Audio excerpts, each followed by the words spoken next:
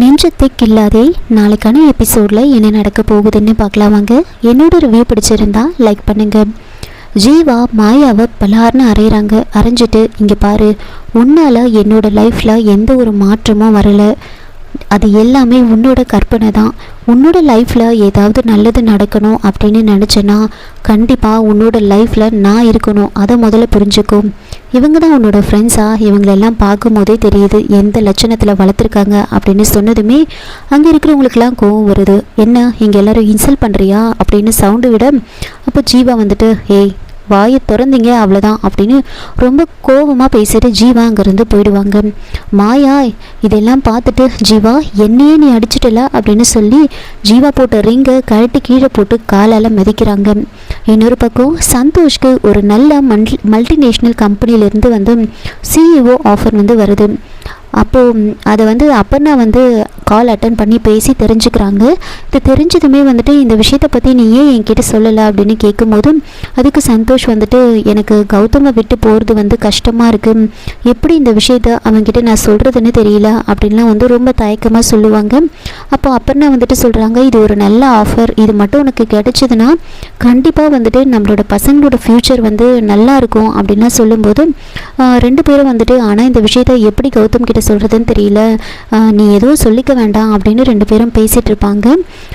இன்னொரு பக்கம் வந்துட்டு கௌதமும் சந்தோஷம் வந்துட்டு ரெண்டு பேரும் வந்து கௌதமோட வீட்டில் வந்து ட்ரிங்க்ஸ் பண்ணிகிட்டு இருப்பாங்க. ரெண்டு பேரும் பேசிகிட்டு இருப்பாங்க. எப்படியும் அப்பர்ணா வந்து என்னை ஃபாலோ பண்ணிக்கிட்டு வந்தாலும் வருவா அப்படின்னு சொல்லி கூல்ட்ரிங்க்ஸில் வந்து கலந்து குடிச்சிட்டு இருப்பாங்க. அங்கே வந்துட்டு என்ன நடக்குதுன்னா மதுமிதா கிட்ட வந்து அவங்க அப்பா வந்து ரொம்ப எமோஷ்னலாக பேசுவார். மதுமிதாக்காக அவர் ஒரு சில நகைங்கள்லாம் வாங்கி வச்சுருப்பார். அதை வந்து எப்படிலாம் வாங்கினாங்க அப்படின்னு வந்து மதுமிதா கிட்ட வந்து சொல்லிட்டு இருப்பாங்க. உங்கள் அம்மா பார்க்கறதுக்கு தான் படப்படன்னு ரொம்ப பேசுகிறா, ஆனால் அவள் உனக்காக இவ்வளோ பண்ணியிருக்கான்னு தெரியுமா, இந்த நகையெல்லாம் நாங்கள் ரொம்ப கஷ்டப்பட்டு அவ்வளோ கஷ்டப்பட்டு இந்த நகையெல்லாம் நாங்கள் வாங்கினோம் அப்படின்னு சொல்கிறாங்க. இதெல்லாம் கொஞ்சமாக தான் இருக்குது, நீ இப்போ பெரிய வீட்டில் வந்து வாழ போகிற, அவங்க அளவுக்கு எங்களால் செய்ய முடியாதுன்னு நினைக்கும் போது எனக்கு கஷ்டமாக இருக்குது. இப்போதாம்மா நான் ரொம்ப ஃபீல் பண்ணுறேன், நான் வந்து சின்ன வயசில் இன்னும் நிறைய சம்பாதிக்காமல் போயிட்டணும் அப்படின்னு ரொம்ப எனக்கு கஷ்டமாக இருக்குது அப்படின்னு வந்து ரொம்ப ஃபீல் பண்ணி சொல்கிறாங்க. அப்போ நீங்கள் அப்படிலாம் ஃபீல் பண்ணாதீங்க அப்படின்னு மதுவும் அழுதுட்டு இருப்பாங்க. எங்களை பொறுத்த வரைக்கும் நீ சந்தோஷமாக இருக்கணுமா, அதுவே எனக்கு போதும் அப்படின்னு ரெண்டு பேரும் ரொம்ப எமோஷ்னலாக பேசிகிட்டு இருக்காங்க. இன்னொரு பக்கம் அங்கே வந்துட்டு சந்தோஷ் சொன்ன மாதிரியே வந்து அப்பன்னா சந்தோஷை ஃபாலோ பண்ணிக்கிட்டு வீட்டுக்கே வந்துட்டு இருப்பாங்க.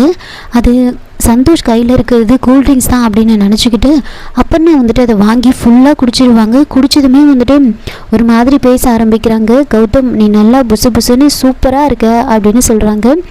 உனக்கு ஏற்ற ஜோடி மதுமிதா தான், மதுமிதா அழகாக இருக்கால, மதுமிதா அழகாக இருக்கான்னு சொல்லு அப்படின்னு கம்பல் பண்ணி கேட்க, அப்போ கௌதமும் வந்துட்டு சரி ஓகே மதுமிதா ரொம்ப அழகு தான், இந்த உலகத்திலே அவள் தான் பேரழகி அப்படின்னு சொல்கிறாங்க. அதை வீடியோவாகவும் அப்பன்னா ரெக்கார்ட் பண்ணி வச்சுக்கிறாங்க. அப்போது ரொம்ப கோவமாக மாயா அங்கே வந்து நிற்கிறாங்க. மாயா முகத்தில் வந்து ரத்தம் வரதை பார்த்ததுமே என்னாச்சு அப்படின்னு ரொம்ப பதட்டமாகி மாயா கிட்ட கேட்க, மாயா வந்து சொல்கிறாங்க ஜீவா அடித்த விஷயத்தை மட்டும் சொல்கிறாங்க. அதை கேட்டுட்டு கௌதம் ரொம்ப கோவமாக மாயாவை கூட்டிக்கிட்டு ஜீவாவோட வீட்டுக்கு வந்து கிளம்புறாங்க. சந்தோஷ் பின்னாடியே போயிட்டு கௌதம் முதல்ல வந்து ரெண்டு பக்கமும் என்ன நடந்துச்சுன்னு கேளு, ஒருவேளை வந்து இவன் மேலே கூட தப்பு இருக்கலாம்ல அப்படின்லாம் கேட்கும்போது என்ன வேணால் நடந்துருக்கட்டும், அவன் வந்து என் தங்கச்சியை கை நீட்டி அடிப்பானா அப்படின்னு சொல்லிட்டு மாயாவை கூட்டிக்கிட்டு நேராக ஜீவாவோட வீட்டுக்கு வந்து போகிறாங்க. இதை தெரிஞ்சுக்கிட்டு சகுந்தலாவும் அவங்க அண்ணனும் வந்துட்டு இந்த மாயா ஏன் தான் இப்படி பண்ணுறான்னு தெரியலையே அப்படின்னு சொல்லிட்டு இருக்கு. சகுந்தலாவோட அண்ணன் வந்துட்டு இப்போது கௌதம் மட்டும் அந்த வீட்டுக்கு போனான்னா கண்டிப்பாக மதுமிதா ஜீவா கௌதம் கல்யாணமும் நடக்காது அப்படின்னு சொல்கிறாங்க. உடனே இவங்களும் வந்து பின்னாடியே கிளம்பி போகிறாங்க. சந்தோஷ் சகுந்தலா அவங்க அண்ணன் அப்படின்னு எல்லாரும் பின்னாடியே கிளம்பி போகிறாங்க. அங்கே கௌதம் மாயாவை கூட்டிக்கிட்டு நேராக லிஃப்ட்டுக்காக வெயிட் பண்ணிட்டு இருப்பாங்க. பின்னாடியே சகுந்தலா அவங்க அண்ணன் அவங்கெல்லாம் போயிட்டு கௌதம் கிட்ட வந்து பேசுகிறாங்க. கௌதம் நான் சொல்கிறத கேளு, இவ மேலேயும் தப்பு இருக்கும், இவளும் என்ன பேசினா அப்படின்னு கேளு, முதல்ல பொறுமையாக கேளு அப்படின்னு சொல்லு, என் தங்கச்சி அப்படியெல்லாம் தப்பு பண்ணியிருக்க மாட்டான் அப்படின்னு மாயா மேலே ரொம்ப கான்ஃபிடென்ட்டாக சொல்கிறாங்க. அப்போது சகுந்தலாவோட அண்ணன் வந்துட்டு இங்கே பாருங்க மாப்பிள்ள, இந்த மாதிரி ஓவர் கான்ஃபிடென்ட் எல்லாம் வைக்காதீங்க, மாயா மேலே கூட தப்பு இருக்கலாம், முதல்ல விசாரிங்க அப்படின்னு சொல்ல, அப்போ கௌதம் வந்துட்டு மாயா மேலே கூட தப்பு இருக்கட்டும், அவன் எப்படி என் தங்கச்சியை கை நீட்டி அடிக்கலாம், நீங்களாம் எதுவும் பேசாதீங்க, இந்த விஷயத்தை நான் பார்த்துக்கிறேன் அப்படின்னு சொல்லிட்டு கௌதம் வந்து மாயாவை கூட்டிகிட்டு ஸ்டெப்ஸில் போகிறாங்க. அங்கே போயிட்டு வெளியில் எல்லோரும் நின்றுட்டுருக்காங்க. காலிங் பெல் அடித்ததுமே எல்லாரும் வெளியே வராங்க. வந்ததுமே வந்துட்டு மதுவோட அப்பா வந்து என்ன இங்கே நின்றுட்டுருக்கீங்க, உள்ளே வாங்க அப்படின்னு கேட்க பின்னாடியே ரேணுகா வராங்க. ரேணுகா வந்து மாயாவோட முகத்தை பார்த்துட்டு, மாயா என்ன உன்னோட வாயில் ரத்தம் வருது அப்படின்னு கேட்க, அப்போது கௌதம் வந்துட்டு இதுக்கு எல்லாத்துக்குமே காரணம் உங்கள் பையன்தான், எங்கே உங்கள் பையன், அவனை வெளியே வர சொல்லுங்கள் அப்படின்னு ரொம்ப சவுண்டாக சொல்கிறாங்க. பின்னாடியே ஜீவா மதுமிதா அப்படின்னு எல்லாரும் அங்கே வராங்க.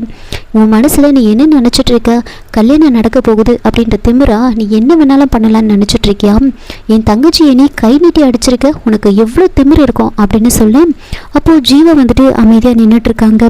அப்போது மது வந்துட்டு ஜீவா என்ன நடந்துச்சு சொல்லு அப்படின்னு கேட்க, அக்கா அதை நான் வந்து டீட்டெயிலாக சொன்னாதாங்க உங்களுக்கு புரியும் அப்படின்னு சொல்ல, இங்கே பாரு நீ எதுவும் சொல்ல வேண்டாம், உனக்கு எவ்வளோ தைரியம் இருந்தால் நீ என் தங்கச்சி மேலே கை வச்சிருப்ப, இப்போவே இப்படி பண்ணுறேன்னா கல்யாணத்துக்கு அப்புறம் நீ என்ன வேணாலும் பண்ணுவியே அப்படின்லாம் சொல்லும்போது ரேணுகா அவங்க ஹஸ்பண்ட் அப்படின்னு எல்லாருமே ரொம்ப ஷாக் ஆகுறாங்க. என்னதான் நடந்துச்சு சொல்லுப்பா அப்படின்னு கேட்டுட்ருக்க ஜீவா அமைதியாக நின்றுட்டுருக்காங்க.